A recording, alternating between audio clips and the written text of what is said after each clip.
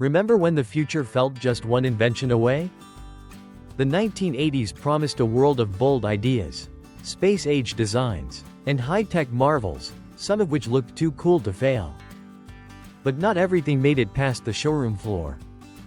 Today, we're taking a nostalgic trip back to 10 ambitious products from the 80s that captured our imagination, and then completely flopped. Coming in at number 1. Gullwing doors. Back in the 1980s, gullwing doors looked like something ripped straight out of a sci-fi comic book. With their sleek upward swing, they made any car look futuristic, especially the DeLorean DMC-12.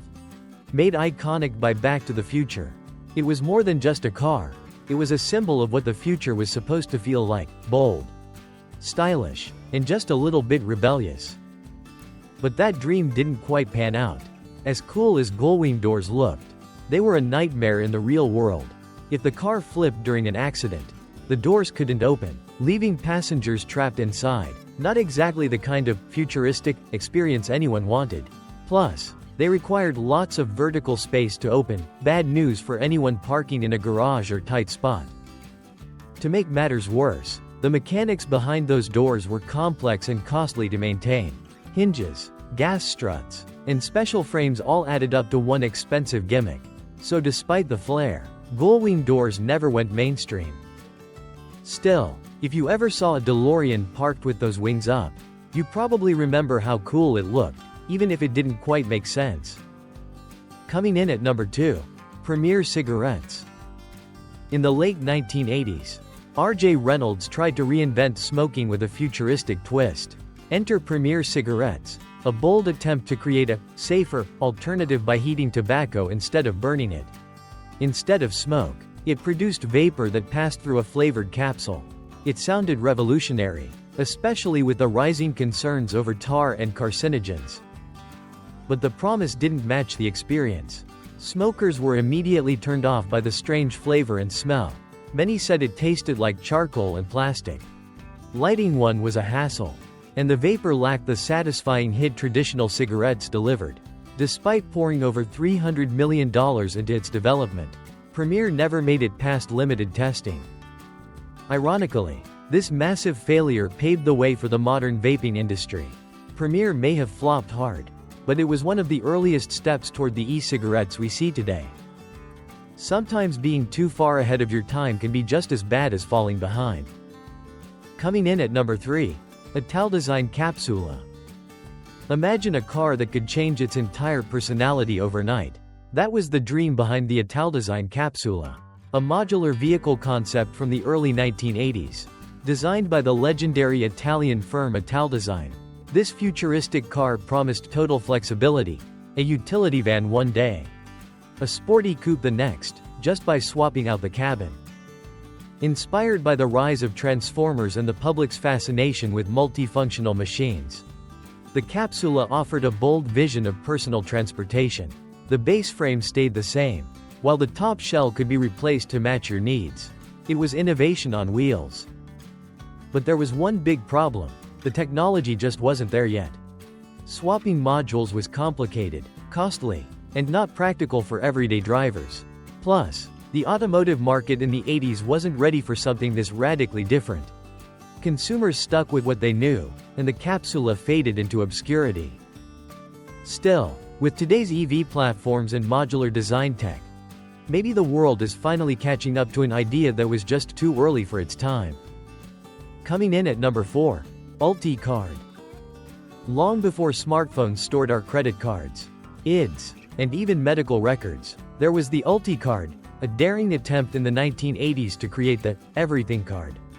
Designed by Smart Card International, it looked like a mini pocket calculator with a tiny screen and keypad.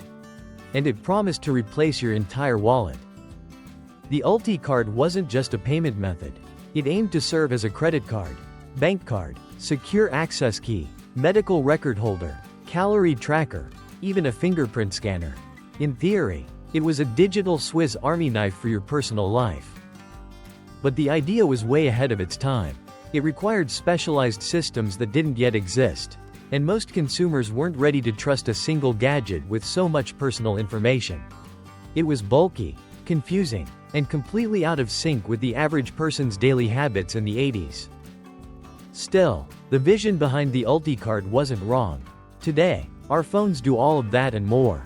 Sometimes failure isn't about a bad idea, it's about being the right idea at the wrong time. Coming in at number 5, the do-it-all system. Back in the 1980s, tech companies were obsessed with creating all-in-one gadgets. Enter the do-it-all system, a pocket-sized device that promised to combine your radio, calculator, alarm clock, digital watch, and even a microcassette recorder into one futuristic tool. It looked like something James Bond might carry, and it was marketed as the ultimate convenience. On paper, it sounded brilliant. Instead of lugging around separate devices, you could carry one sleek unit that did it all. For a tech-savvy consumer, this was the future in the palm of your hand. But there was one big issue. It didn't do any of those things well. Switching between functions was clunky. The audio was weak, the recording quality was poor, and the screen was hard to read. It was more novelty than necessity. And as the microcassette format quickly became outdated, so did the device. Today, our smartphones do all of those tasks flawlessly. But back then, the do-it-all system was just a bulky compromise that didn't live up to the hype. Still, you have to admire the ambition. It failed, yes, but it dreamed big.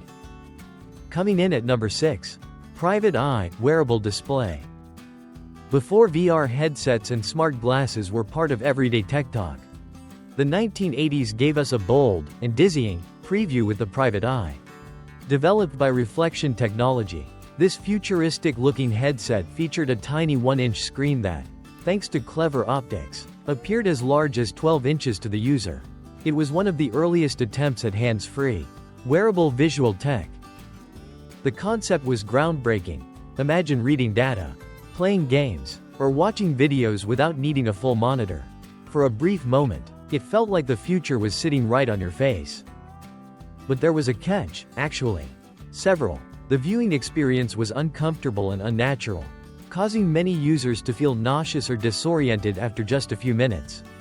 The price tag didn't help either, and practical applications were almost non-existent. Most people simply didn't know what to do with it. Though it flopped commercially, the Private Eye was an early glimpse into the world of personal displays, a world that would eventually give us Google Glass, Oculus, and beyond. Like many 80s tech dreams, it failed fast, but laid the groundwork for future success. Coming in at number 7, Kodak Disc Film.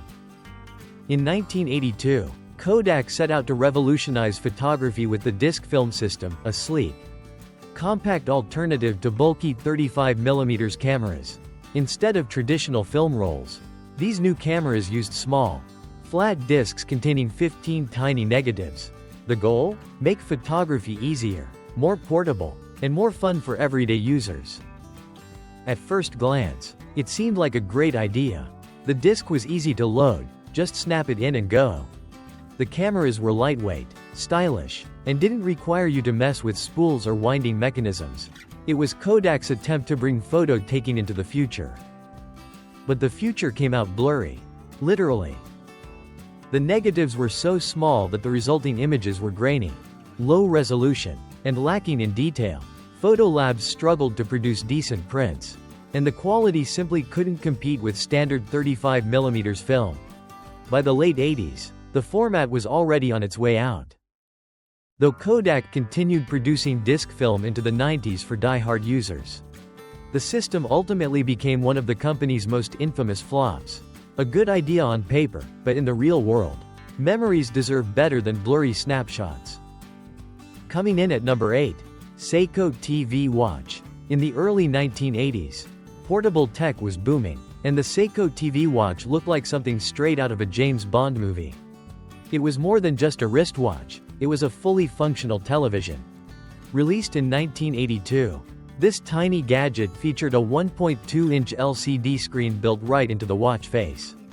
For tech lovers, it was a dream come true, live TV, on your wrist. But the reality wasn't quite so sleek. To actually watch anything, you had to carry a separate pocket-sized tuner, connect it to the watch via cables, and then plug in a pair of wired headphones. Instead of being futuristic and self-contained, it became a tangled mess of gadgets dangling from your body. And the price? A whopping $495, a small fortune back then. It was cool in theory, but too bulky, too complicated, and way too expensive for most people. Still, for a brief moment, the Seiko TV watch captured the public imagination. And if you've seen James Bond, Octopussy, yes, that's the one. This watch made its big screen debut. Just maybe not in many living rooms. Coming in at number 9, Apple Newton PDA. Before there were iPhones or iPads, there was the Apple Newton. Apple's bold attempt in the late 1980s to create the world's first personal digital assistant. Or PDA. It promised futuristic features like digital note-taking, calendar management, contact storage, and even handwriting recognition. At the time, it sounded like something from Star Trek. But the Newton stumbled hard out of the gate. First off, it was bulky, closer in size to a VHS tape than a sleek mobile device. And while Apple hyped up its handwriting recognition, in practice, it was frustrating. The software often misread letters and turned even the neatest handwriting into gibberish. Tech critics and comedians had a field day, and the Newton quickly became a punchline. It was also expensive, launching with a price tag that put it out of reach for the average consumer. Combined with battery issues and sluggish performance, the Newton just couldn't gain traction. Apple eventually discontinued it in 1998. Yet, in failure, it left behind something powerful, a vision. Many features of the Newton paved the way for what would later become the iPhone. Sometimes the road to success runs straight through a flop. Coming in at number 10, Ford Edsel, 1980s revival. The name Edsel has become shorthand for failure in the automotive world.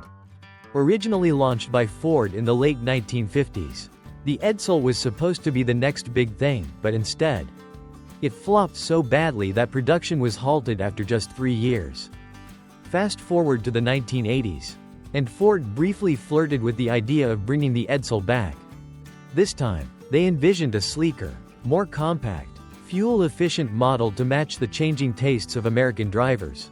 The revival was meant to redeem the brand's biggest blunder with a new generation of car buyers. But the problem wasn't the car, it was the name. By then, Edsel had become a cultural punchline. No matter how stylish or practical the new version might have been, no one wanted to drive a car whose name screamed disaster. The stigma was too strong. Ford wisely pulled the plug on the idea before it reached production. It's a reminder that in branding, memory runs deep. Sometimes, no amount of redesign can erase a bad reputation, especially one written into pop culture history. So, which of these wild inventions from the 1980s do you actually remember? Did you or someone in your family own one of these futuristic flops? We'd love to hear your stories. Drop a comment below and share which product made you laugh, cringe, or even feel a little nostalgic. And if you enjoyed this trip down memory lane, don't forget to like, subscribe, and hit the bell so you never miss another blast from the past. We've got plenty more vintage surprises coming your way.